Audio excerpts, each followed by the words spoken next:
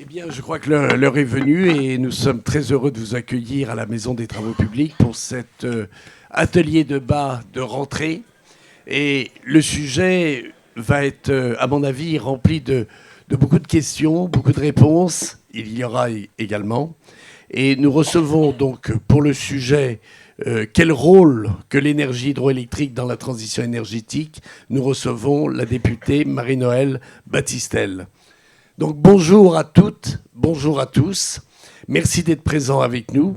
Et je rappelle quelques petites indications des grandes responsabilités qu'a notre invitée d'honneur aujourd'hui, puisque Marie-Noëlle Battistel est vice-présidente de la Commission des affaires économiques.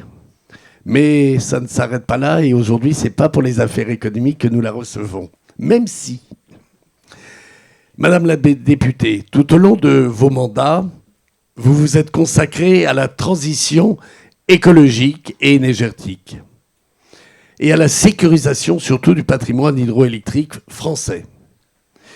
Depuis plus de 25 ans, vous êtes engagée pour le développement de votre commune, alors pour ceux qui ne le savent pas, de la Salle en Beaumont, ainsi que de votre circonscription d'Isère, notamment sur les enjeux associés à la gestion de l'eau. Au sein de la commission locale de l'eau du Drac et de la Romanche, donc vous êtes là aussi, encore un rôle à responsabilité, présidente, vous travaillez à l'aménagement et à la gestion de l'eau et des bassins, tout en conduisant des actions de préservation de la qualité et de la ressource en eau. J'espère que je n'ai pas fait trop d'erreurs jusqu'à maintenant. Parce que, historiquement, l'hydroélectricité a joué un rôle important dans l'émergence d'un mix très largement décarboné en France. Et on ne le dit pas assez souvent, nous le pensons. Aujourd'hui, c'est une énergie qui représente, sur les chiffres qui nous sont donnés, entre 10 et 14%. Mais là, vous nous en direz plus, de notre production d'électricité. Et sur laquelle nous sommes appelés à nous appuyer encore davantage pour poursuivre la transition énergétique du fait de son caractère non intermittent et surtout, elle est pilotable.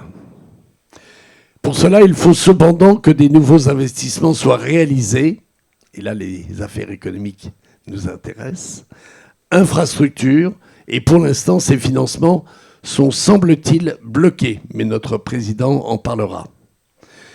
Dans ce contexte complexe, une période de déstabilisation momentanée, tous ces sujets sont très importants parce que tout le monde attend des réponses. Donc, Madame la députée, encore 1000 fois merci de vous être rendue disponible pour Équilibre des énergies, pour ses membres et toutes les personnes qui sont venues ici dialoguer, échanger avec vous. Et tout de suite, je passe la parole à notre président Brice Lalonde qui vous reçoit. Merci Madame la députée. Pour commencer, j'ai regardé un peu l'Assemblée nationale et j'ai vu que vous aviez une permanence à Fraissinet-Parisé, rue de la Houille Blanche. Alors je me suis dit, vous êtes prédestiné. Extraordinaire.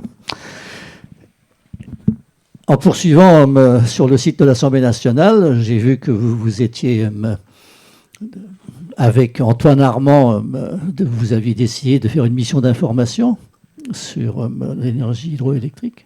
Et puis à la fin, quand on regarde, on dit « Les travaux sont clos par la dissolution ». Et il se trouve par ailleurs que Antoine Armand est maintenant ministre de l'économie et peut-être qu'il va peut-être... on a besoin d'une loi sans doute. Hein. On a besoin d'une loi, il va sans doute essayer de régler cette question pendante qui est évidemment très importante, qui est encore une fois la question des obligations européennes de mise en concurrence dans un système quand même où l'hydroélectricité, en tous les cas naguère, jouait un rôle extrêmement important dans l'intégration générale de la politique de l'électricité en France. J'ai aussi le plaisir de dire que nous avons parmi nous ici Madame Verger-Cabot, qui est la directrice hydro d'EDF. Et je cite souvent ce qu'elle dit parce que je trouve ça absolument formidable. On a dit tout à l'heure que l'hydroélectricité, c'était 12% de la production d'électricité en France, mais pendant les pointes, Et c'est ça, c'est 25%. Et c'est là qu'on voit l'extraordinaire importance de l'hydroélectricité dans ce qu'on appelle maintenant la flexibilité. La flexibilité pour accorder la demande et l'offre, c'est quelque chose d'absolument capital maintenant avec l'arrivée de toutes les énergies intermittentes qu'il faut savoir stocker, qu'il faut réguler, etc. Et donc la question juridique du régime des concessions hydroélectriques devient une question extrêmement grave, extrêmement importante pour l'avenir du système électrique français et du coût de l'électricité, etc. Donc, je vous laisse la parole. Comme vous êtes deux spécialistes de l'hydroélectricité, moi je ne suis qu'un modeste spécialiste de l'eau. Voilà, moi j'ai été spécialiste de l'eau, donc on pourra en parler. Les barrages, tous ces ouvrages, évidemment, relèvent à la fois de la législation de l'énergie et de la législation de l'environnement, donc ça complique les choses. On peut peut-être en parler. Il y a aussi des blocages environnementaux qu'on peut peut-être lever, mon Dieu, au resco référence, mais bon, voilà, on peut en parler directement. Et je suis très content, donc merci beaucoup d'avoir accepté de venir jusqu'ici. Vous avez la parole. Dites-nous un petit peu par quoi on commence. On va commencer par cette histoire des concessions et de l'Europe. Et comment est-ce qu'on peut sortir de ce guêpier ? Bien, merci beaucoup tout d'abord de cette invitation qui me fait très plaisir parce que chaque fois que je peux parler hydroélectricité, ça me ravit.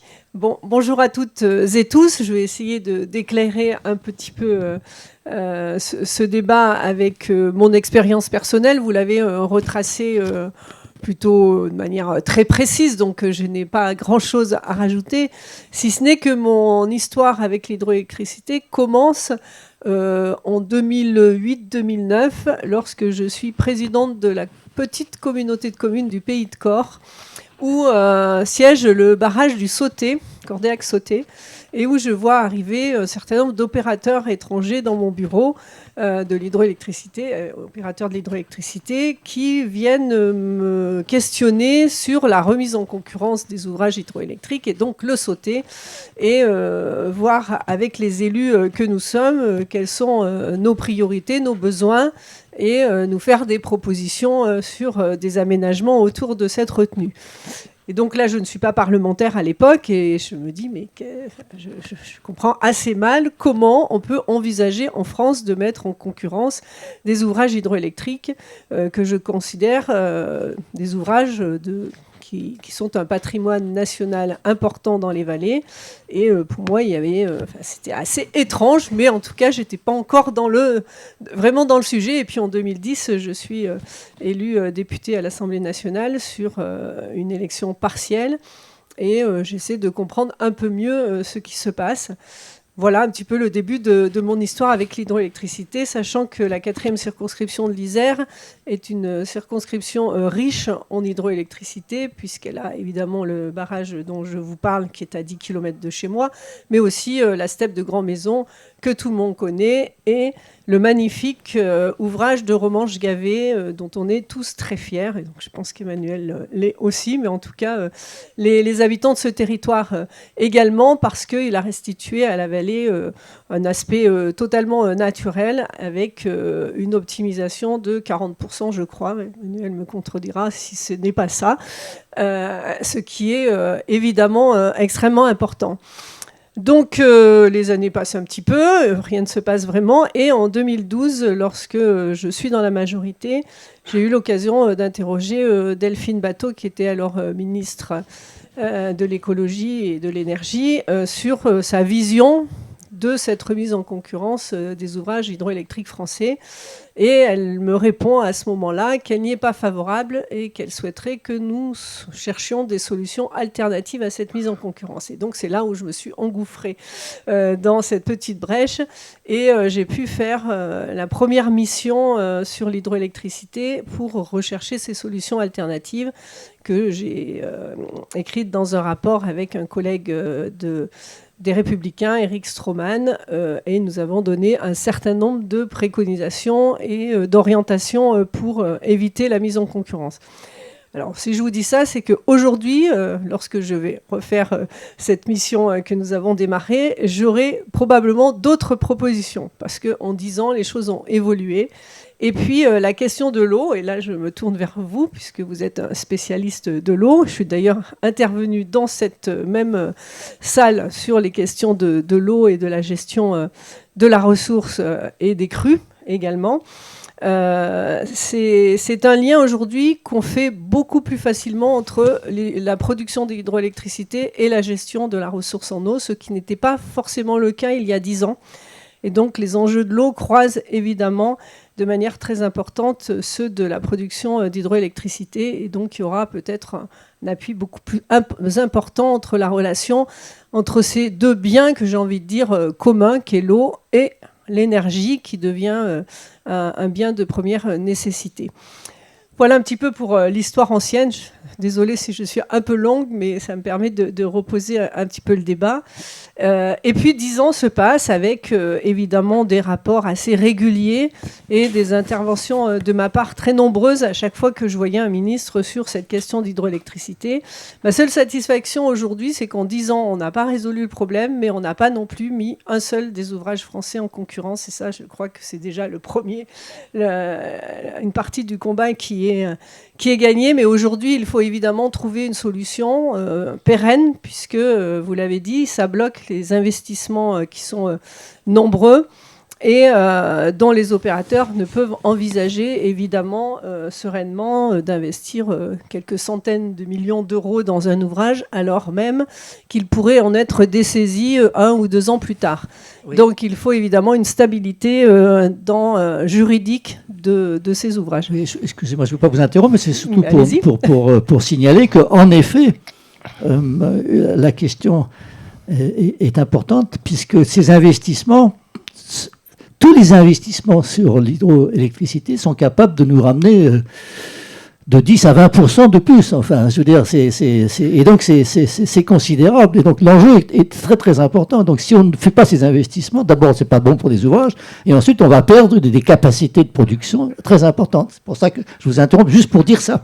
Mais c'est extrêmement important et c'est pour ça que nous souhaitons évidemment résoudre ce contentieux européen qui pèse sur nous depuis plus de 15 ans et où nous n'avons à ce stade pas trouvé de solution avec la Commission européenne. J'ai envie de dire peut-être nous ne l'avons pas cherché suffisamment ou en tout cas pas porté suffisamment à la Commission européenne, mais ça m'appartient comme analyse. Donc, lorsque nous avons pu, au mois de mai dernier, proposer une nouvelle mission d'information dans le cadre de la Commission des affaires économiques, évidemment que j'ai pu proposer la mission sur l'hydroélectricité et je devais être accompagnée d'Antoine Armand, qui aujourd'hui est devenu ministre. Alors j'espère qu'il sera facilitateur dans la place qu'il occupe aujourd'hui. C'est un petit message que je lui lance. Mais il sait combien je suis attachée à ce dossier. Donc tout cela a été interrompu, vous l'avez dit, dans le site de l'Assemblée, c'est mandat clos et plus de travaux. Donc j'ai ressollicité évidemment la Commission des affaires économiques dès lors qu'elle s'est installée pour que l'on puisse reconduire cette mission, ce qui a été accepté par l'ensemble des membres du bureau de la Commission. Et donc je la conduirai avec Philippe Bollot, qui est un député du MoDem, puisque chaque mission parlementaire doit être copilotée par un député de l'opposition et de la majorité. En principe, c'est la règle. Et j'ai voulu changer cette règle en y associant un membre de chaque parti politique, de chaque groupe politique, dans le cadre de cette mission, pour qu'on puisse avoir un travail transpartisan qui aboutisse sur des propositions consensuelles qui nous permettent d'envisager sereinement un débat parlementaire Est-ce que je peux vous interrompre à nouveau en signalant qu'il y a aussi une proposition de loi émanant du Sénat sur la question de l'hydroélectricité et qui doit être, je pense, elle a été déposée sur le bureau de l'Assemblée nationale. Alors, pas sûr qu'elle ne soit déposée au bureau de l'Assemblée nationale, mais j'en dirai quelques mots plus tard. Vous parlez de celle qui date de quelques mois déjà. Donc, je ne suis pas tout à fait d'accord avec ce texte de loi qui n'ouvre qu'une seule porte et qui revient sur, finalement, mettre un pied dans la porte sur la déconstruction du système intégré d'EDF, et donc ce que je ne souhaite pas, puisque nous nous sommes énormément battus contre le projet Hercule qui envisageait de saucissonner EDF en plusieurs blocs. Et donc, je m'y suis opposée dans les temps. Donc, je ne vais pas y être favorable maintenant, même si ça permettait peut-être de sauver l'hydroélectricité. Ça avait, et je dis bien peut-être, et ça avait d'autres méfaits que je ne souhaite pas voir arriver. Donc, ce texte, je ne pense pas qu'il soit à ce stade déposé à l'Assemblée. Et s'il l'était, je pense qu'il serait rejeté dans l'attente des résultats de la mission. Donc j'ai souhaité l'ouvrir à l'ensemble des parlementaires, parce que je crois qu'aujourd'hui, dans l'instabilité dans laquelle nous sommes, eh bien, il faut peut-être davantage s'appuyer sur le Parlement que sur le gouvernement, qui risque, chacun sait, de tenir le temps qu'il tiendra. Et ce qui est très impactant dans le cadre du travail parlementaire, puisque une mission, normalement, dure à peu près 4 mois. Si on veut avoir une fenêtre de tir d'adoption d'une loi, même si elle est consensuelle, il va falloir qu'on soit assez habile dans le moment où on la dépose, parce que si c'est en plein remaniement ministériel, etc., donc on a des contraintes quand même assez importantes au regard du contexte politique assez déstabilisé dans lequel nous sommes. Est-ce que vous ne pensez pas qu'on peut profiter là d'une petite fenêtre ? Je dis ça parce que Mme Pannier-Runacher nous a quand même impressionnés dans les années précédentes par sa combativité et notamment sa réussite à Bruxelles, où elle a réussi à faire admettre que l'énergie nucléaire était une solution acceptable. Et donc, si vous voulez, il me semble qu'on a là, on a quelqu'un un peu bulldozer qui peut peut-être nous aider. Alors, je ne sais pas, je dis ça alors, je dirais sous pas toute réserve. Bulldozer, mais je suis sûre qu'elle sera très facilitatrice, parce qu'elle était ravie que je puisse reprendre cette mission, et je crois que ça lui tient à cœur d'aboutir. Et donc, je pense qu'elle sera à même de nous ouvrir les portes à Bruxelles et de faciliter le dialogue avec la Commission européenne. On a une autre difficulté, c'est que la Commission n'est pas totalement installée, ce qui fait que si on se précipite à Bruxelles là tout de suite, on n'aura pas forcément les personnes qui vont être en fonction à partir du mois de novembre. Donc je pense qu'on va privilégier de travailler en France jusqu'à novembre, et ensuite de se déplacer assez régulièrement à Bruxelles, parce que je pense vraiment que c'est là que ça se joue, puisqu'on a quand même fait le tour du sujet depuis longtemps sur la question de l'hydroélectricité. Vous avez rappelé évidemment tous les atouts de l'hydroélectricité. J'y reviendrai pas parce que vous êtes toutes et tous suffisamment initiés sur le sujet, mais on a aujourd'hui besoin de cette capacité pilotable et flexible pour gérer toutes nos énergies intermittentes que sont les énergies renouvelables. Alors, quelles sont vos préconisations ? Avant, je voulais quand même dire, je voulais quand même dire que l'hydroélectricité, c'est la première énergie renouvelable de France, parce qu'on l'oublie assez souvent, et quand dans le grand public on parle énergie renouvelable, tout le monde voit éolienne, photovoltaïque, offshore, et assez peu hydroélectricité, parce qu'on vit au milieu et le bois. Donc ça, c'est extrêmement important. Alors, quelles sont mes préconisations ? Donc cette mission, elle a pour vocation, en tout cas c'est la vocation que je lui ai donnée, c'est de faire une analyse juridique des différentes solutions qui s'offrent à nous, de manière à tester la robustesse juridique de ces solutions et de voir leur compatibilité avec la Commission européenne. Donc on est plus dans de l'analyse juridique que dans ce qui a été évoqué lors du précédent rapport, c'était vraiment les enjeux liés à l'hydroélectricité, qu'on rappellera évidemment, mais ça va s'orienter vraiment beaucoup sur la faisabilité de la solution.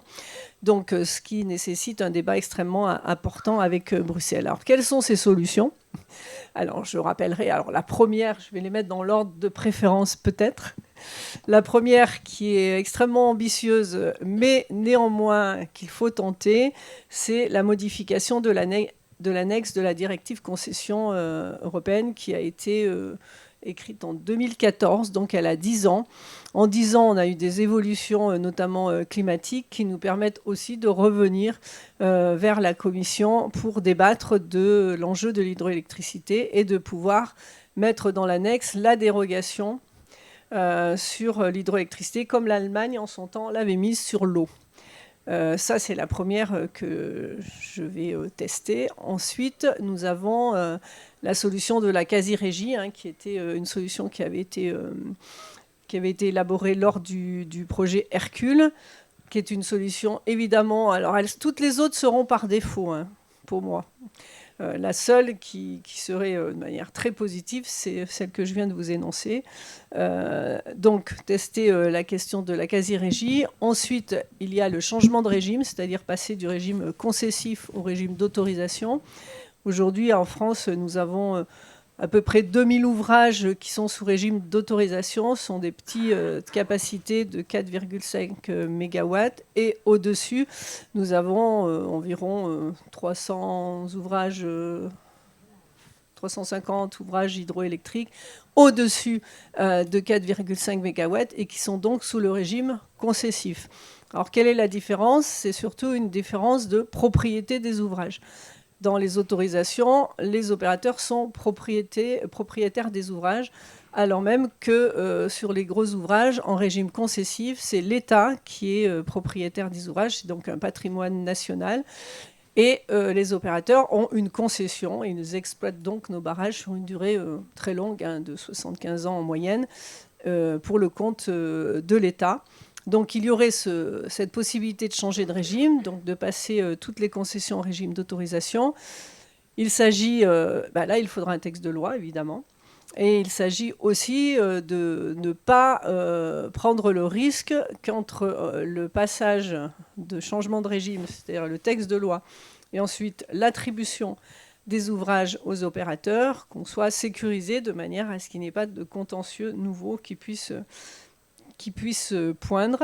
Et puis, nous avons la solution également d'une prolongation d'une durée qu'on déterminera sous condition de travaux.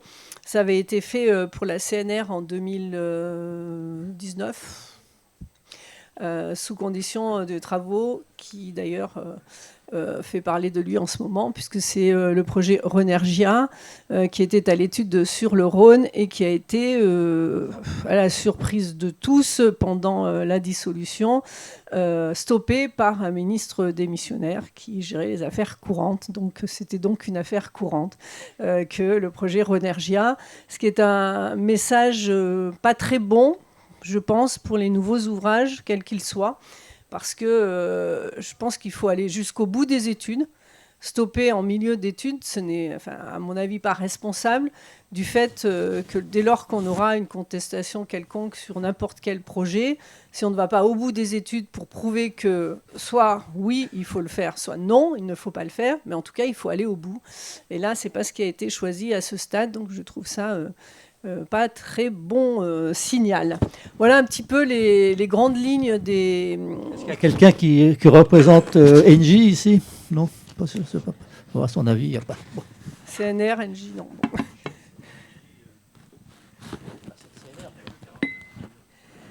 Oui.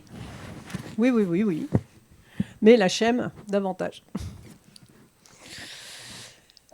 Voilà un petit peu le déroulé de l'étude. Et donc, nous allons conduire ça avec mon collègue Philippe Bollot et 8 autres parlementaires, puisqu'il y a 2 groupes qui n'ont pas donné de représentants dans cette mission. Et donc, voilà. Donc, nous démarrons les auditions la semaine prochaine et nous irons à Bruxelles à partir du mois de novembre pour faire une restitution de la mission, si on peut, de manière optimale, à fin décembre ou début janvier. Eh bien, merci beaucoup, Madame la députée. Donc, il y a quand même un aspect politique dans tout ça, c'est-à-dire que vous avez parlé beaucoup des différentes solutions juridiques et des efforts que vous allez mettre en avant pour trouver la meilleure solution juridique. En France, il y a une tradition. La tradition, c'est que la politique l'emporte sur le droit. Je ne devrais pas le dire trop fort, mais enfin quand même très largement. Et donc, il y a quand même un effort politique à faire, le même que celui qui a été fait sur le nucléaire, d'ailleurs, hein, qui est quand même très important. Il a fallu que la Commission, quand même, accepte un certain nombre de choses. Bon, donc là aussi, je pense que, à la fois pour la célérité avec laquelle les choses doivent être réglées et sur la solution, il faudra sans doute qu'il y ait un effort politique de toutes les forces politiques qui sont représentées à l'Assemblée nationale. C'est possible, je pense, qu'il y ait un accord politique là-dessus. Oui, et c'est bien l'enjeu de conduire cette mission à plusieurs plutôt que tout seul.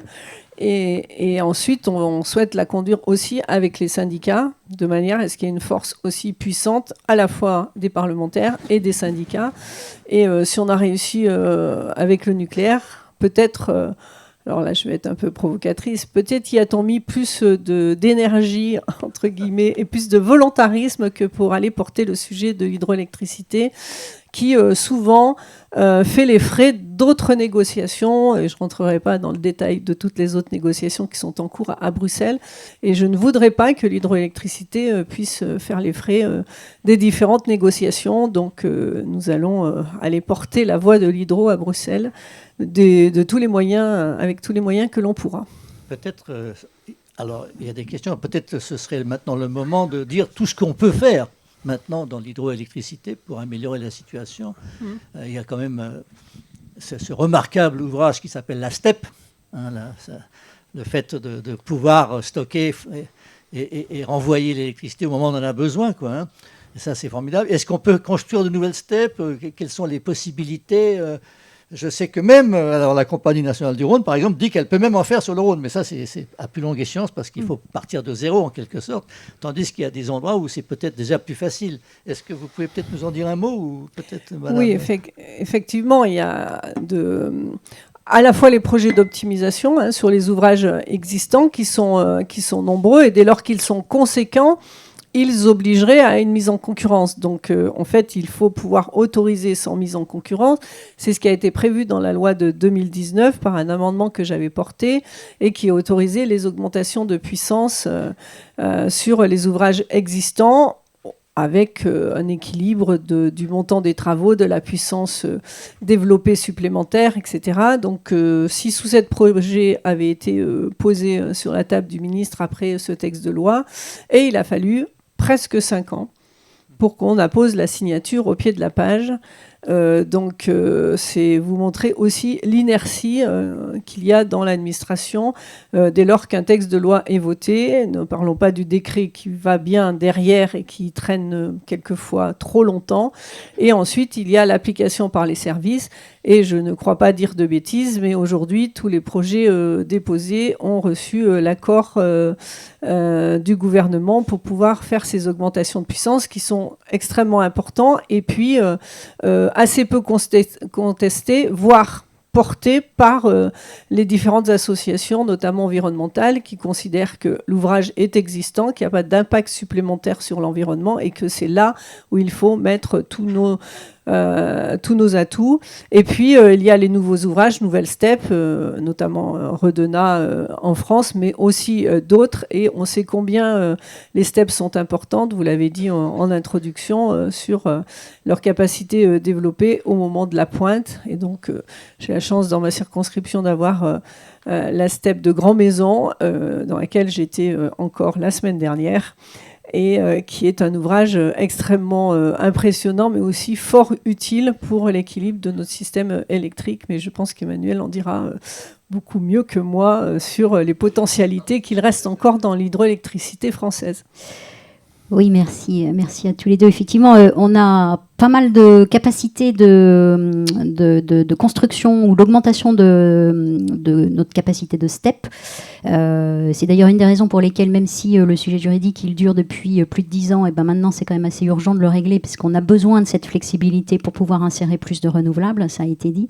La capacité de développement plutôt le potentiel de développement de capacité de STEP, aujourd'hui, rien que sur le parc EDF, nous on l'estime à alors en général on dit 2500 mégawatts d'ici 2035, alors on dit 2035, mais ça c'était avec un début de projet déjà il y a 1 an ou 2, bon, enfin c'est l'ordre de grandeur du calendrier, et puis il y a au moins 2000 mégawatts au-delà aussi. Voilà. Après, Pourquoi est-ce qu'on met 2 échéances de temps? Parce que, évidemment, il y a des projets qui vont être plus faciles à développer que d'autres, et notamment ceux pour lesquels, par exemple, on est sur des installations existantes.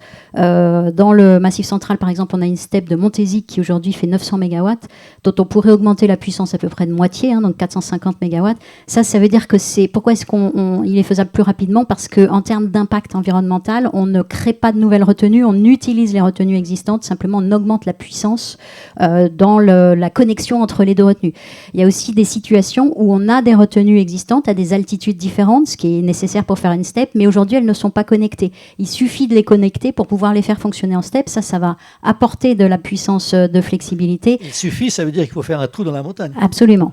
Oui, il faut faire une galerie et installer quelques machines au milieu. C'est vrai. Faire 12 km de galerie en Romanche-Gavet. Mais c'est ce dont le système a besoin. C'est pour ça que c'est urgent de le faire. Ce qui n'a pas été dit peut-être, c'est que tous les autres pays européens qui avaient le même problème que nous, parce que c'est maintenant qu'il faut pouvoir relancer l'hydraulique et la flexibilité de l'hydraulique, ont réglé leur sujet. Alors chaque pays partait d'une situation juridique peut-être un petit peu différente, mais avec une volonté politique, eh bien, tous les autres ont réussi à le résoudre. Donc j'espère qu'on va y arriver aussi. Voilà. Très bien. Vous peut-être dire un mot sur le fait que on a eu une année sèche quand même et on a une année très humide cette année. Donc, comment est-ce qu'on fait ça? Ça fait combien la différence, si je puis dire? Oui, alors, effectivement, les années se suivent et ne se ressemblent pas. C'est d'ailleurs un point important. C'est-à-dire que exploiter des barrages, les développer, c'est pas juste appliquer des procédures et appuyer sur des boutons. Donc, ça suppose aussi des capacités de prévision et d'ingénierie qui permettent d'optimiser tout ça. 2022, c'était une année exceptionnellement sèche. Donc, c'était à peu près moins 25%, moins 20, moins 25% par rapport à une année normale de production sur les ouvrages hydroélectriques. Cette année, alors elle n'est pas finie et ça peut varier, mais enfin les barrages sont très remplis et on a une production à date qui est bien meilleure que d'habitude. Voilà, ça va peut-être être le même ordre de grandeur, peut-être un plus 15, plus 20, peut-être % par rapport à une année normale. Voilà, donc effectivement, la variabilité, les années se suivent et ne se ressemblent pas, elles sont toutes différentes. En 2022, le sujet, c'était le soutien d'étiage estival. Cette année, c'est plutôt optimiser ce que les ouvrages hydroélectriques en France peuvent apporter en matière de limitation des impacts des crues. Peut-être à ce sujet, à titre d'information, vous parliez tout à l'heure de la clé DRAC Romanche que je préside et où nous conduisons des différentes actions, notamment celle des orientations du SAGE, mais nous avons à l'étude en ce moment une étude pilote en France qui est d'évaluer le rôle des ouvrages hydroélectriques dans une vallée en matière de gestion des crues et d'anticipation. Et donc, vous n'avez pas dit ce que c'est que SAGE, le schéma d'aménagement et de gestion des eaux. Oui, voilà. Et donc, les résultats sont attendus en fin d'année ou début d'année. Il a été difficile de produire cette étude parce que depuis toujours, l'ADREAL considère que les barrages sont transparents dans une vallée en matière d'aménagement des ouvrages de protection en aval. Et donc, on sait tous que les ouvrages hydroélectriques jouent un rôle. Ils ne jouent pas tous le même rôle parce que leur configuration est différente et leur fragilité parfois. Donc, on a fait du cas par cas et on rendra donc cette étude sur tous les ouvrages hydroélectriques de la vallée de la Romanche et du Drac. Et donc, on va rester avec 3 ouvrages qui ont une capacité plus importante de jouer un rôle dans l'écrêtement des crues et la gestion des risques.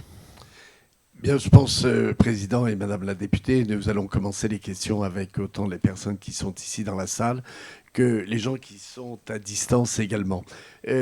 Donc je vais commencer par les questions qui sont à l'extérieur, si vous voulez bien, et après. Mais à titre personnel, j'ai besoin que vous enrichissiez mes connaissances ou mes méconnaissances. Y a-t-il des membres européens, des États membres européens, qui ont le même niveau de développement, en tout cas de l'énergie hydroélectrique, similaire à celle de la France, ou est-ce que c'est une spécificité française ? Non, je crois que dans tous les pays européens, il y a évidemment cette capacité et cette volonté aujourd'hui, du fait du rôle important que joue l'hydroélectricité dans l'équilibre du système électrique. On l'a dit à plusieurs reprises ce matin. Mais toutes n'ont pas les mêmes difficultés, puisque certains ont des régimes, par exemple, d'autorisation où la question de la mise en concurrence ne s'oppose pas, et donc ils n'ont pas de contentieux européen à régler. Il y avait l'Italie qui avait avec nous le même contentieux, qui a prolongé ses centrales d'une trentaine d'années, je crois, et puis qui a son contentieux sur la tête depuis, mais qui avance comme cela. Et j'ai envie de dire que dans l'ensemble des pays européens et par le monde, l'hydroélectricité a plutôt aujourd'hui un engouement à se développer de partout. Alors, merci Madame la députée. Il y a deux premières questions qui viennent donc de nos amis qui sont en distance. La première, c'est avec la nouvelle Assemblée nationale, plusieurs partis politiques se sont positionnés en faveur d'une loi énergie-climat. Pensez-vous qu'elle soit le bon vecteur pour lever les freins au développement de l'hydroélectricité ? Oui, donc là, vous voulez parler de la loi de programmation énergie-climat que nous attendons depuis juillet 2023, puisque par la loi de énergie-climat de 2019, nous avons acté qu'il devait y avoir une loi de programmation énergie-climat tous les 5 ans, dont la première serait en juillet 2023. Et donc, l'ancien gouvernement n'a pas souhaité déposer ce texte à l'Assemblée, considérant qu'il n'y avait pas de majorité suffisante pour pouvoir l'adopter. Moi, je fais partie de celles qui considèrent que les majorités, ça se construit autour de textes et que quand on a la volonté d'aller chercher une majorité, on y parvient. La preuve en est, c'est que la loi d'accélération des énergies renouvelables n'avait pas de majorité de base et elle a pu être votée parce qu'il y a eu des discussions et des négociations sur des lignes politiques dans ce texte qui a permis de la faire adopter. Je pense que nous aurions fait la même chose sur la loi de programmation énergie-climat.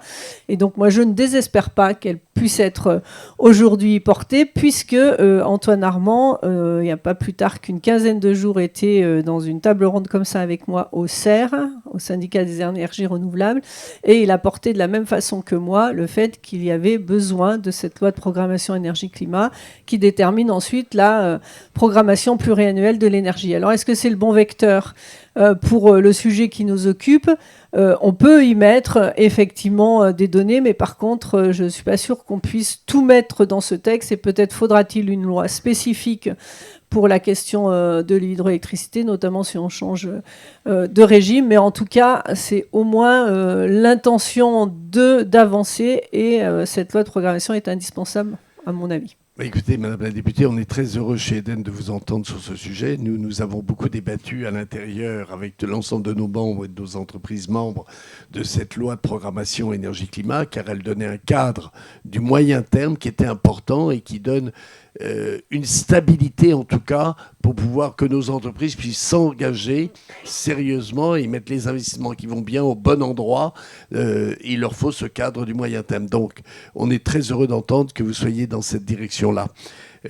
Donc, je vais poser tout de suite la deuxième question et après, on repartira dans la salle. Vous avez été élu sur le programme commun du nouveau Front populaire. À date, quelle est la position de l'intergroupe sur l'énergie hydraulique ? Alors, si vous m'aviez posé la question de la position de l'intergroupe sur le nucléaire, j'étais plus embêtée. Mais sur l'hydroélectricité, je crois qu'il y a aujourd'hui un consensus assez large, même au-delà du nouveau Front populaire, pour dire que ce sujet doit être traité, que l'hydroélectricité est un enjeu extrêmement important en France. Et si, lorsque j'ai démarré mes études en 2012, je pense que nous étions une petite poignée dans l'hémicycle à porter ce sujet et en tout cas être favorable à la non-mise en concurrence, je crois qu'aujourd'hui, il y a une extrême large majorité, voire une unanimité, pour dire que la concurrence ne doit pas avoir sa place dans ce sujet-là et qu'il faut le régler. Donc je pense qu'on n'aura pas de sujet de recherche de majorité sur ce thème. Donc on a en tout cas plusieurs ministres donc, qui sont dans cette direction-là, donc c'est bien pour nous.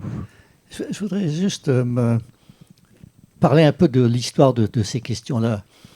C'est que pendant très longtemps, en tous les cas la Banque mondiale et d'autres, refusaient de financer les barrages de la même manière qu'ils refusaient de financer le nucléaire. C'est assez frappant. Il y a eu une espèce d'histoire de la difficulté à construire des barrages et d'édifier des centrales, tout simplement parce qu'il y avait mes copains, si je puis dire, un groupe de pression écolo extrêmement fort. Et sans doute largement à tort. Mais en même temps, c'est sûr que quand on construit un barrage, on déplace les populations à l'aval. Et donc, ça ne concernait pas la France, puisqu'on est plutôt sur l'optimisation de l'existant, mais ça concernait beaucoup d'autres pays. Alors maintenant, on est revenu dessus. Mais on a encore un certain nombre de difficultés et de débats. Et donc, il faudra sans doute que la loi ou une future loi tranche la question. C'est que beaucoup de défenseurs de l'environnement, dont j'ai été, ou dont je suis, alors il faut surtout la continuité du cours d'eau. Il ne faut pas du tout d'obstacle dans un cours d'eau, parce qu'il faut que les populations de poissons puissent remonter, se balader, etc.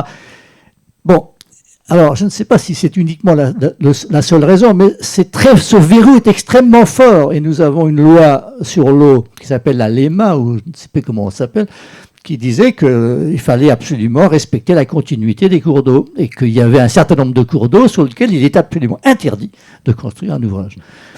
Ce qui fait que, du coup, le potentiel de puissance électrique, du coup, il est réduit puisqu'il y a un certain nombre de cours d'eau sur lesquels on ne peut pas le faire, etc. Donc la discussion est très large et elle a vu aussi un épisode très important avec les moulins et la petite hydroélectricité, puisque là, il y avait une bataille entre les défenseurs de l'environnement et les propriétaires des moulins qui disaient « Mais enfin, excusez-moi, pourquoi je ne peux pas mettre une petite turbine, etc. etc. » Et finalement, les propriétaires des moulins ont gagné. Donc voilà, pour l'instant, les moulins ont gagné. Les défenseurs de l'environnement ont perdu là-dessus. Mais donc, cette question est très importante. Et quand vous parlez des études, c'est très important aussi de savoir exactement ce qu'on peut faire et pas faire. Est-ce que vraiment ça détruit l'écologie d'un cours d'eau? Est-ce que vraiment en ce moment, avec le changement climatique, il ne faut pas faire attention à stocker plus d'eau? Parce que quand on a de l'eau en hiver, on n'en a pas forcément en été. C'est la discussion sur les bassines et tout ça. Donc il y a quand même un vaste panorama de discussion devant nous qu'il faudrait quand même engager franchement, quoi. Oui, peut-être un mot sur ce sujet de l'évolution liée au changement climatique et sur la petite hydroélectricité. Vous faisiez référence au classement des cours d'eau qui, du coup, impacte un certain nombre de cours d'eau et sur lesquels nous ne pouvons faire d'équipements hydroélectriques et d'autres choses d'ailleurs. Moi, j'avais fait adopter aussi, au travers de la loi énergie-climat, que à chaque renouvellement de SAGE, on puisse réviser le classement des cours d'eau, parce que c'est lié aussi à l'évolution climatique. On a des cours d'eau qui évoluent, alors dans un sens ou dans l'autre, où il y a moins de débit, plus de débit, et donc il me semblait important de ne pas figer les choses. Et sur le développement de la petite hydroélectricité, je crois que c'est vraiment du cas par cas, parce qu'il ne faut pas s'interdire d'équiper un ruisseau, mais le même, avec une configuration dans un autre secteur, ne pourra être équipé. Donc c'est vraiment du cas par cas. Et là encore, les commissions locales de l'eau jouent un rôle important, puisque normalement, tout avis préfectoral d'autorisation sur la petite hydroélectricité passe en débat pour avis dans les commissions locales de l'eau, qui donnent un avis, et les commissions locales de l'eau, pour préciser peut-être pour celles et ceux qui ne connaissent pas, ça réunit à la fois des élus, les services de l'État, que sont la DDT, l'ARS, les agences de l'eau, les associations environnementales, les fédérations de pêcheurs et les industriels. Donc tout ce petit monde doit se mettre d'accord sur les enjeux liés à la ressource et à la gestion de l'eau. Et donc lorsqu'il y a un dossier hydroélectricité déposé, je peux vous dire que des fois les débats sont un peu vifs, mais avec des préconisations et du travail avec le porteur de projet, nous arrivons dans quasiment tous les cas à permettre de donner une autorisation. Donc je crois que c'est aussi un travail collectif qui doit être mené, et surtout au cas par cas, parce qu'on ne peut pas faire partout la même chose. On démarre donc les questions dans la salle. Merci. Pierre Hidenberger, Association technique énergie environnement et Eden. Alors, vous avez répondu en grande partie à la question sur le dérèglement climatique et ses conséquences sur les ouvrages hydroélectriques que je voulais poser, mais j'aurais une autre question sur l'impact de la rigueur budgétaire qui est annoncée sur les investissements hydroélectriques. Est-ce que vous pensez qu'il peut y avoir des conséquences ou pas dans le cadre politique actuel ? Alors, j'ai envie de dire que pour moi, malgré les difficultés qu'on connaît et qu'on va devoir gérer dans l'examen de la loi de finances 2025, il n'y a pas forcément d'incidence, puisque aujourd'hui, ce sont les opérateurs qui financent les optimisations ou les ouvrages. Donc, normalement, la capacité réduite de l'État en matière d'investissement ne peut pas impacter le développement d'hydroélectricité, à condition, et ça c'est la seule condition, que les opérateurs existants, que sont majoritairement EDF, mais aussi la CHEM et la CNR, soient en capacité d'investir, et je pense que c'est le cas. Mais on n'ajoute pas une taxe sur l'électricité. On n'ajoute pas une taxe sur la puissance installée, qui est, à mon avis, une bêtise. J'ai l'impression qu'il y a un complément de réponse qui va arriver. Oui, non, mais bon, alors il y a la question effectivement de l'état des finances d'entreprise avec ce qui vient d'être dit. Et sinon, le facteur limitant aujourd'hui, c'est clairement le régime juridique, puisque toute augmentation de puissance au-delà d'un seuil qui en plus est très bas de caractère substantiel ou non substantiel, déclenche, si on le décide, déclenche la résiliation de la concession. Voilà, donc aujourd'hui, c'est parce que c'est ça, c'est même pas dans un an ou deux, c'est si on fait un investissement qui est considéré comme substantiel, ou en tout cas qu'on n'arrive pas avec les administrations à considérer comme non substantiel, ça déclenche la résiliation immédiate. Donc c'est vraiment ça le facteur limitant aujourd'hui. Bien, après, je passerai de l'autre côté. Je considérais que la question était dès lors qu'on aurait réglé le contentieux européen. D'accord. Oui, Claude Foulon, Association Environnement et Santé du Vivant. Nous, notre projet, si vous voulez, c'est l'eau, l'extraction des sédiments et la valorisation pour l'agriculture. Il se trouve que nous sommes... D'ailleurs, finalement, on a le même problème avec l'écologisme, parce qu'il ne faut pas toucher à 2-3 grenouilles ou 2-3 libellules. Enfin bref, vaste débat. Nous sommes en relation avec Pierre Méningue, les moulins. Et c'est une question que je voulais vous poser. Comme on est en relation un petit peu pour des projets communs, je voudrais savoir si vous, en tant que député, vous ne pourriez pas monter au créneau avec les moulins, parce que, comme vous le savez, on a détruit des milliers de moulins en France.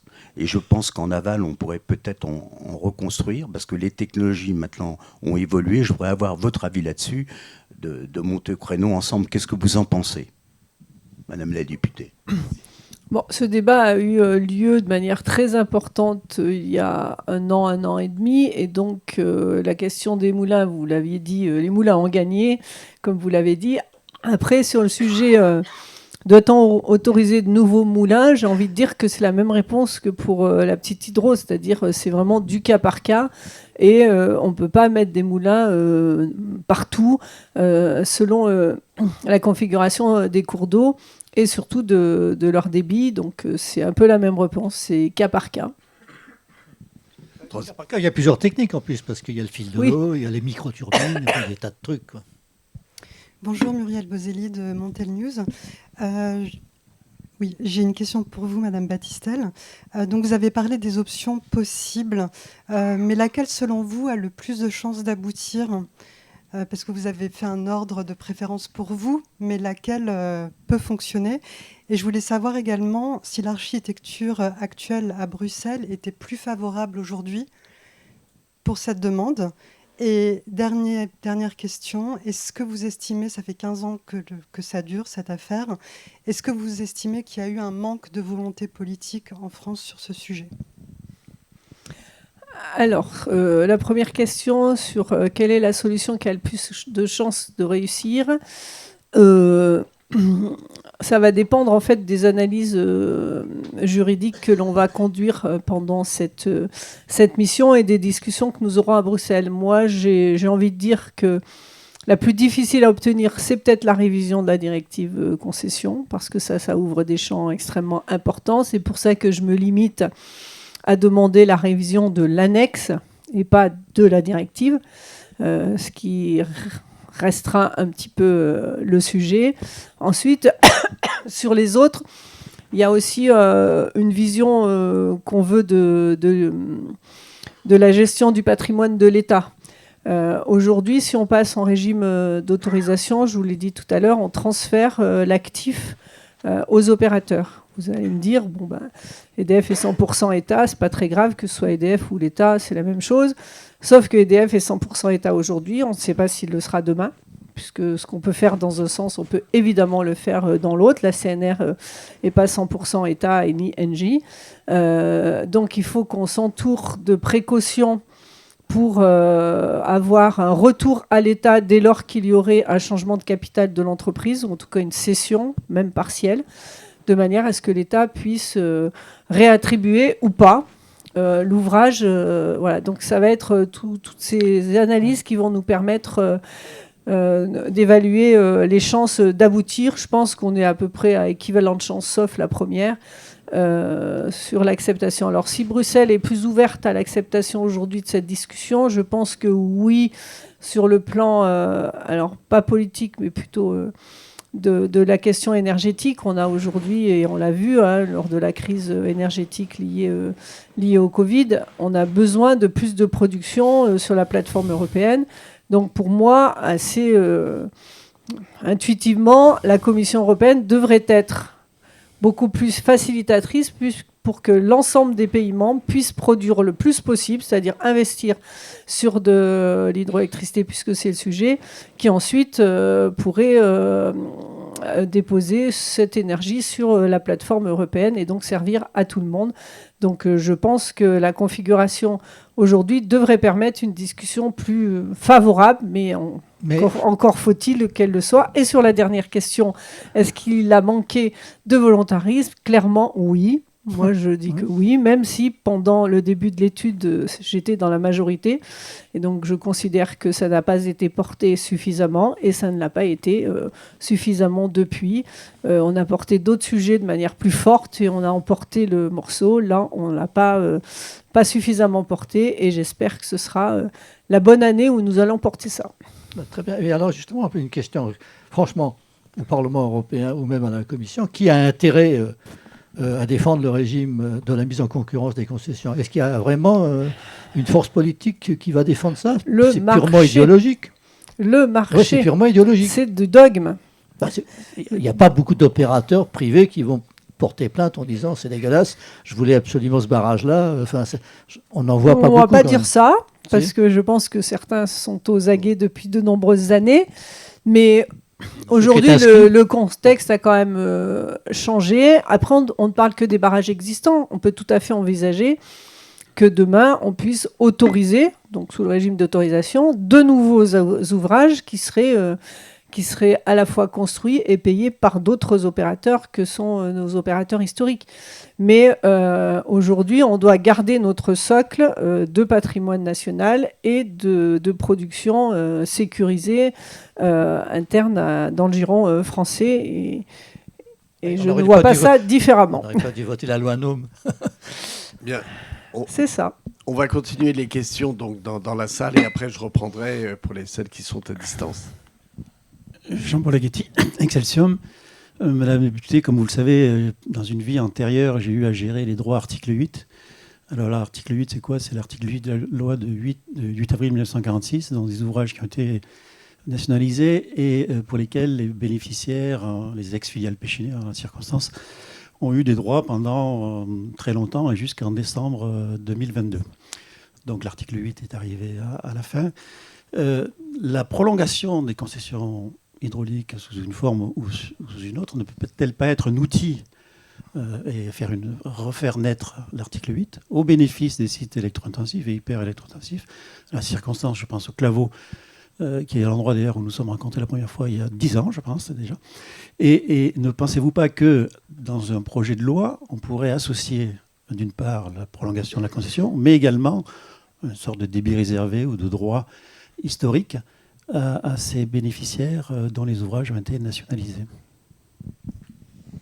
Oui, c'est un sujet dont nous avons beaucoup débattu au Claveau, comme vous le dites, avec l'entreprise Ferropem à l'époque, Ferroglobe aujourd'hui, pour lesquels était adossé, alors Ferroglobe qui produit du silicium dans la vallée de la Roche-Manche et dont un ouvrage hydroélectrique était adossé à l'entreprise et donc a été cédé lors de la session 46 à EDF.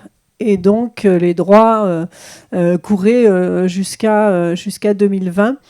Et ensuite, on rentrait dans le giron d'une manière générale, comme tous les autres industriels, pour les prix de l'électricité. Donc, pourquoi pas imaginer des montages qui pourraient... mais ça n'est pas possible dans toutes les industries, puisqu'on n'a pas cette configuration-là. Mais lorsqu'elle y est...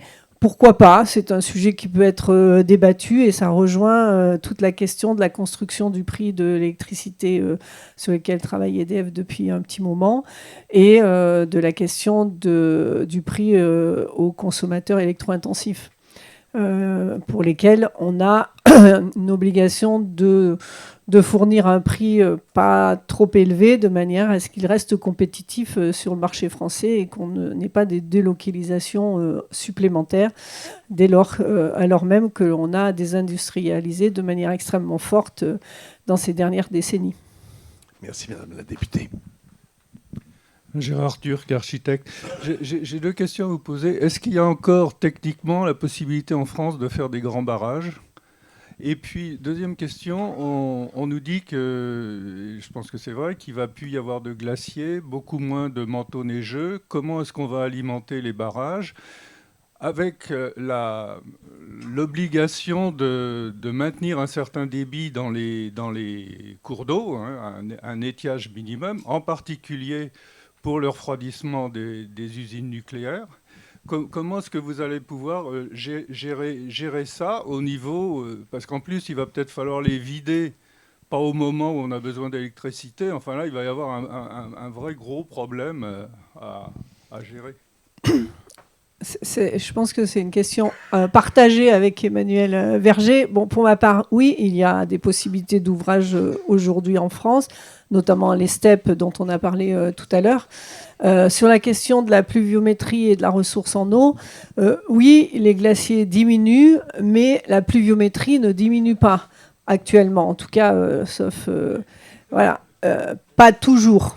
Et en tout cas, de manière très irrégulière. Et donc, on aura probablement des décalages dans la gestion des apports pluviométriques liés à l'exploitation, alors qu'aujourd'hui, les glaciers fondent plutôt tard dans le printemps, alors que peut-être on aura une avancée dans le temps qui sera liée à de la pluie plutôt que de la neige. Donc ça, c'est une question de gestion et d'adaptation au milieu, et je pense que EDF et les autres opérateurs sont tout à fait en capacité, avec leurs outils prévisionnistes, de pouvoir anticiper cela et de gérer cette difficulté de ressources. Ça fait trop d'eau en hiver et pas assez en été.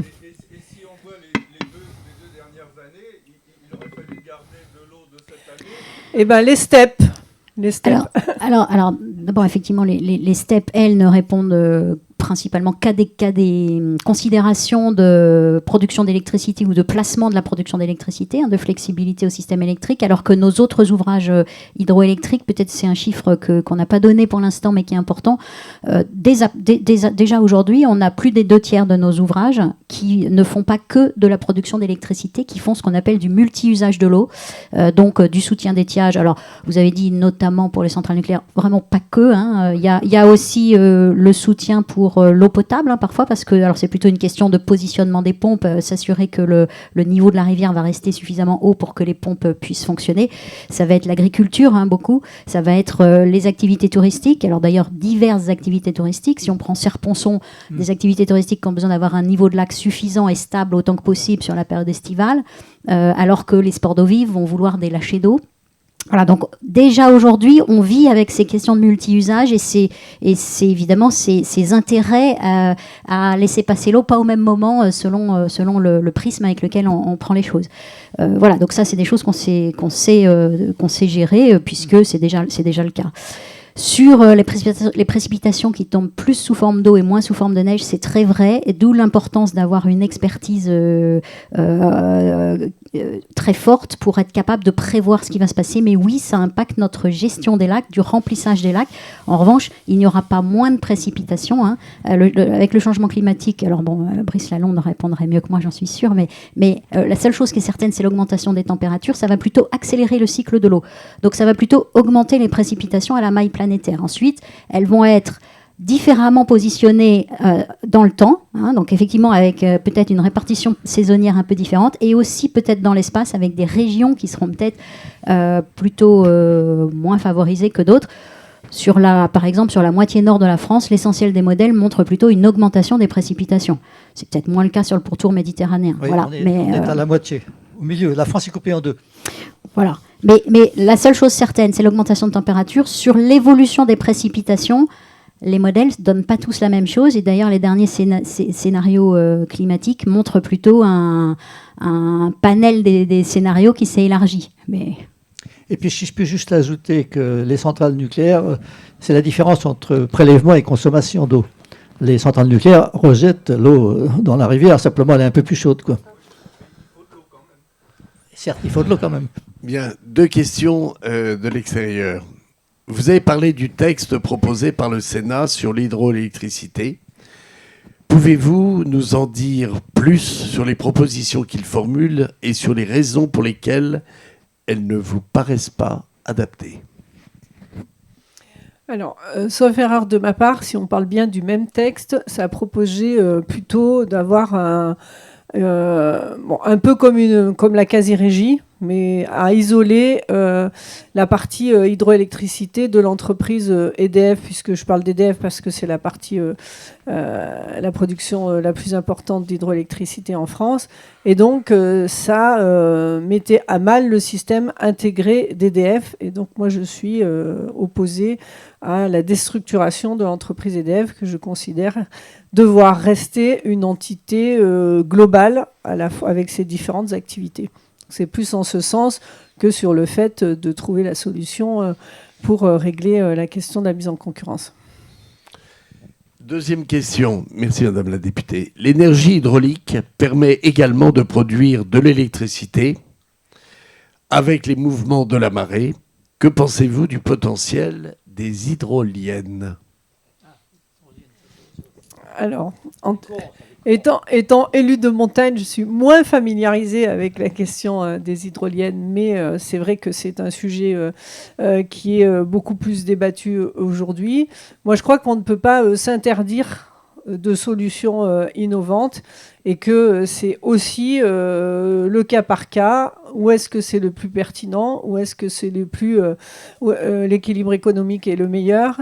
Et c'est toute la question à la fois de la disponibilité dans les territoires et de l'acceptabilité aussi des différentes sources d'énergie renouvelable qui sont pas toutes... je pense qu'Emmanuel a plus de réponses là-dessus, non pas plus que moi. Dans le temps, il y avait beaucoup de mini-steppes qui étaient les moulins à marée. C'est-à-dire qu'à marée haute, on stockait l'eau, et puis ensuite, on s'en servait à marée basse. Donc, c'était des mini-steppes, en quelque sorte. Bon, alors évidemment, maintenant, c'est un peu différent, mais les Japonais et d'autres pays construisent des steppes à partir de rien, presque. Ils montent, en quelque sorte, ils créent un espèce de réservoir. Alors, nous, on a la Rance, mais comme je suis un voisin de la Rance, nos avis sont mêlés, quoi, si je puis dire, sur la Rance, quoi. Oui, c'est un magnifique ouvrage, la Rance. Ça a pris beaucoup de temps pour être, en quelque sorte, rentable. Mais c'est très, très beau. Simplement, le problème de la Rance, c'est qu'évidemment, le cours d'eau s'envase beaucoup parce qu'on ne laisse plus jouer les marées, quoi. Oui, donc, voilà. Pour juste finir le sujet, moi je pense que le mix énergétique doit être le plus large possible et donc que toutes les solutions les plus innovantes qu'elles soient doivent pouvoir mises en œuvre aux endroits les plus pertinents. Merci. Bonjour, merci beaucoup. Myrto Tripati, je suis la directrice générale de l'Institut TerraWater qui, il y a 2 ans, a permis la réémergence du sujet des steppes dans le débat en proposant un scénario pour la France très ambitieux avec de nombreuses steppes. Vous avez mentionné le fait que des nouveaux ouvrages pouvaient potentiellement être soumis à un régime différent que les ouvrages existants. Dans quelle mesure? Donc je pense à cette histoire de concession de la Commission européenne. Et est-ce que ajouter un barrage à un barrage existant et en faire une steppe, du coup, en fait un nouvel ouvrage ou pas? Alors pour moi, non, ça n'en fait pas un nouvel ouvrage. Et du coup, c'est les opérateurs existants qui exploitent ces ouvrages-là qui ont la responsabilité, 1, de faire les travaux et 2, de les gérer. Et donc le régime ne change pas, il reste le même qu'aujourd'hui, en tout cas dans ma vision des choses. Ensuite, je disais pas que c'était une potentialité, mais que en fait, je n'étais pas opposée à ce que demain, il y ait des opérateurs qui construisent eux-mêmes des ouvrages par autorisation et qui soient du coup dans le régime d'autorisation. Ce qui n'est peut-être pas envisagé à ce stade, mais en tout cas, moi qui suis très attachée au régime actuel, je n'ai pas d'opposition particulière à ce que ça puisse, dans l'avenir, avoir des régimes différents qui cohabitent en France. Mais on peut peut-être interroger l'Institut. Alors, ça veut dire que quand il y a un barrage d'altitude, il faut construire un deuxième réservoir plus bas, quoi. Ou pas? Non. Pas toujours, des fois il y a les deux. Des fois les deux existent déjà, c'est le raccordement qui n'existe pas. Voilà, ou alors effectivement compléter un barrage ou même un système de barrage. Il peut même y avoir plusieurs cascades entre guillemets de barrages qui créent un système. Et en fait, il existe un potentiel assez significatif en France. Si on ne prend pas en considération, en tout cas pour l'instant, les questions de public acceptance, de régime juridique, etc., qui restent évidemment des freins à lever. Une nouvelle question.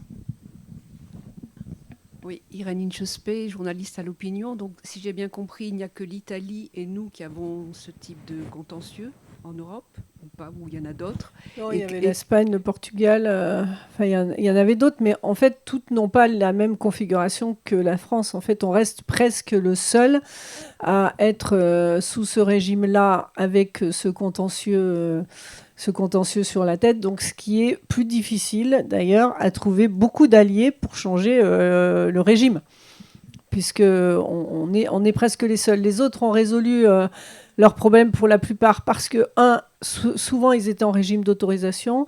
D'autres avaient dans leur loi interne qu'ils mettaient en concurrence, mais par exemple, les opérateurs qui pouvaient candidater ne pouvaient être que des opérateurs qui avaient, par exemple, 70% de capitaux publics.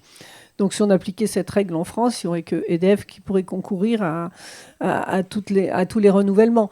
Donc, en fait, il y a des règles qui sont extrêmement différentes les uns et les autres. Et je crois que le Portugal a dû régler très récemment son contentieux qui était assez similaire avec le nôtre. Mais peut-être qu'Emmanuel a des informations plus précises là-dessus. C'est ça. Oui, voilà. Donc c'est la difficulté, c'est parce qu'on est les derniers, et ce qui montre bien qu'en fait on n'a pas porté le sujet de manière suffisamment forte, parce que pourquoi tous les autres ont réussi et nous non? Et ça veut dire que dans d'autres pays, il peut y avoir des opérateurs étrangers quand même, ou pas? Non, et c'était bien le problème de la question de la réciprocité. C'est la première des choses que j'avais soulevées dans le rapport il y a 12 ans, c'est qu'en fait, il n'y a pas de réciprocité. C'est-à-dire qu'aujourd'hui, si on met en concurrence ces ouvrages français, vous aurez un opérateur étranger, Suisse, Hollande, enfin n'importe, qui viendra en France sans payer quoi que ce soit de soult, qui appuiera sur le bouton et qui commencera à produire. Eh bien, il n'y a aucun pays ailleurs qui autoriserait EDF à aller s'installer chez eux, sauf, parce que souvent certains me disent, mais oui, mais EDF exploite, oui, mais EDF a construit et a payé les ouvrages qu'ils exploitent ailleurs dans le monde. Donc là, c'est pas où on traitait avec les États pour avoir des contrats. Donc là, c'est pas du tout la même chose. C'est qu'on mettrait à disposition le patrimoine national qui a été payé par les Français et géré par nos entreprises à des opérateurs, alors même qu'on ne pourrait pas aller chez eux.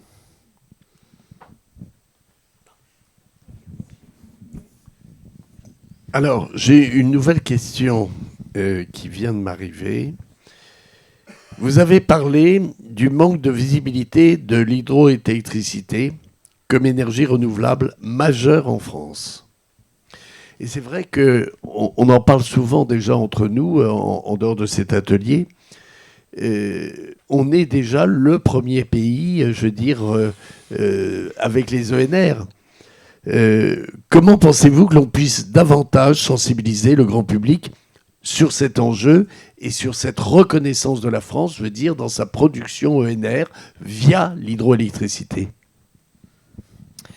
Oui, alors quand je parlais de manque de visibilité, c'était pas de l'hydroélectricité en particulier, c'était du fait du contentieux. On n'avait pas suffisamment de visibilité pour les opérateurs pour investir dans de nouveaux travaux ou dans de l'optimisation. Après, sur la question du grand public, moi je crois que le grand public a été très sensibilisé cette dernière décennie, justement du fait de la menace de mise en concurrence, où nous avons beaucoup parlé d'hydroélectricité, alors d'une manière assez négative du coup, parce qu'il fallait régler ce contentieux, mais il y a des films qui ont été faits, des reportages, et moi j'ai parcouru pas mal de régions de France avec le support de reportages ou de films et des débats publics qui suivaient. Il y avait toujours énormément de monde et les gens étaient un peu interloqués que l'on puisse imaginer 30 secondes la mise en concurrence de nos ouvrages hydroélectriques. En fait, ils ne comprenaient pas. Ils disaient mais comment c'est possible qu'on ait pu penser à un truc pareil?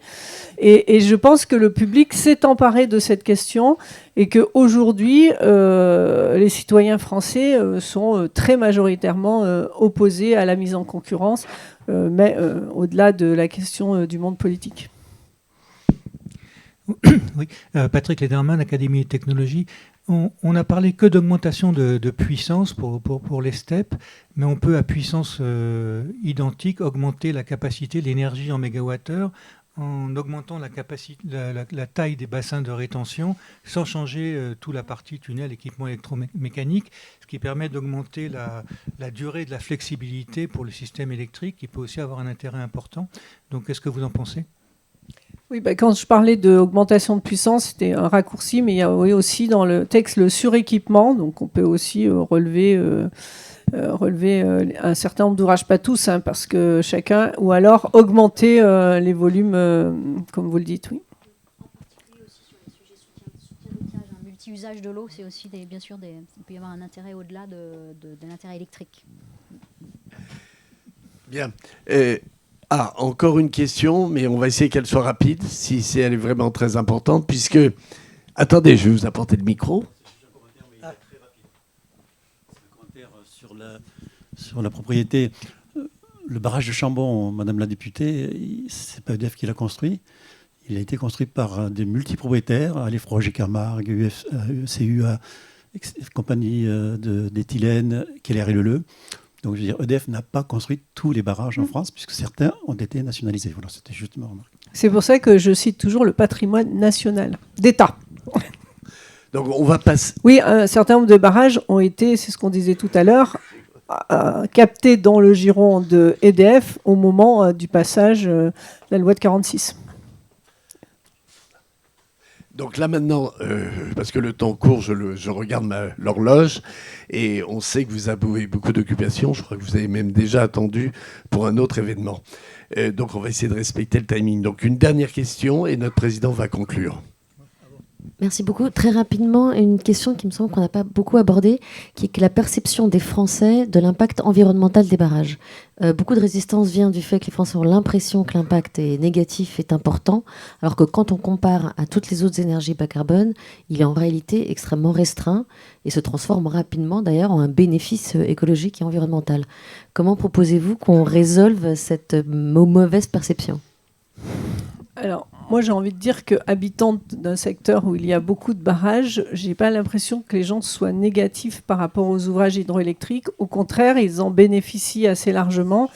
On parlait tout à l'heure du soutien d'étiage, mais aussi de la question de l'irrigation agricole, du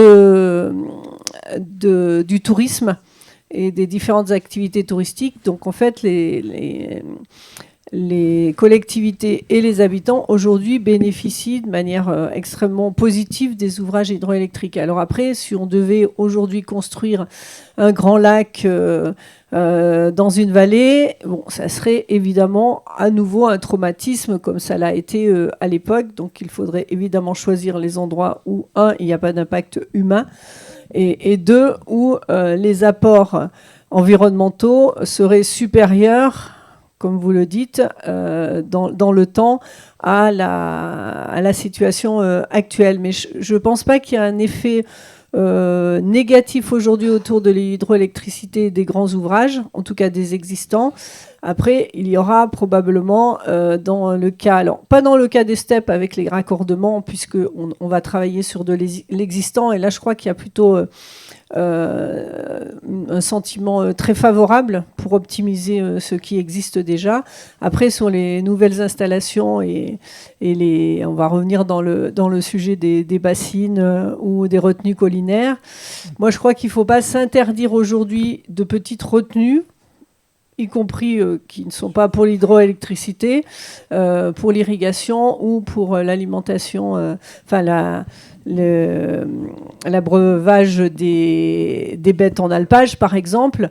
Et donc, c'est tout peut-être à revoir un petit peu aussi notre vision des choses sur la question de la ressource en eau et de sa distribution et de sa préservation. Et par exemple, la lutte contre l'incendie, c'est bien d'avoir des voilà. réserves Et puis en l'eau eau, c'est pas potable, plus mal, parce qu'il y a aussi une question d'eau potable quand même qui est prioritaire. Bon là, puis on va recycler l'eau, enfin, bon, donc il y a beaucoup de choses. Et puis vous savez, comme la mer va monter, le profil de tous les fleuves va changer évidemment un petit peu. Donc tout ça, ce sont des choses qu'il faut anticiper et tout ça. Nous nous battons beaucoup à Équilibre des énergies pour que le mot bas carbone soit la référence générale, si je puis dire, pour l'énergie, quoi. Parce que il y a des énergies renouvelables qui sont plus carbonées que, par exemple, des énergies bas carbone comme le nucléaire et d'autres. Donc il faut le savoir, c'est compliqué. Et évidemment, la question des barrages est difficile parce que c'est pas chez nous qu'elle est compliquée, c'est dans d'autres pays, parce que là, il faut éventuellement demander à la population de se déplacer. Combien il y a eu de personnes déplacées au barrage des Trois Gorges? 1 million, je crois. Enfin, donc, c'était évidemment... Il y a des endroits où c'est compliqué. Il y a beaucoup de béton, donc le carbone dans les bétons. Il y a beaucoup de... Quand un barrage vient d'être constitué, comme il y avait en Guyane, eh ben, vous avez beaucoup de fermentation anaérobie, parce que vous n'enlevez pas toute la végétation, ça coûterait trop cher, donc elle pourrit, donc vous avez du méthane qui s'échappe, etc. Donc il y a beaucoup de discussions, si vous voulez, c'est sans fin, et ce n'est pas forcément le lieu ici. Mais donc, je ne crois pas qu'il y ait de perception si mauvaise, mais il y a eu pendant très longtemps une lutte contre les barrages. Voilà. On n'en voulait pas parce qu'on voulait la beauté du cours d'eau dans son état naturel. Comme vous le savez, on disait que la Loire était le dernier fleuve sauvage. Il n'a jamais été sauvage. Il y a des levées depuis je ne sais combien de rois. Enfin bon, voilà, c'est comme ça. Et puis, il faut stocker, il faut le savoir. Et il y a une proposition, je vous la soumets, c'est des anciennes carrières. Il y a beaucoup d'anciennes carrières, on pourrait stocker de l'eau. Et ce ne serait pas des bassines. Donc on pourrait peut-être éviter les débats et les discussions sans fin. En tous les cas, merci beaucoup, Madame la députée. Merci beaucoup, Madame. C'était extrêmement intéressant. Nous avons appris beaucoup de choses. Et peut-être que nous pouvons tous prendre l'engagement de nous bagarrer pour que, à Bruxelles, nous puissions gagner. N'est-ce pas? On va... Voilà. Merci, nous serons présents. Merci, Président. Merci, Madame la députée. Merci à vous.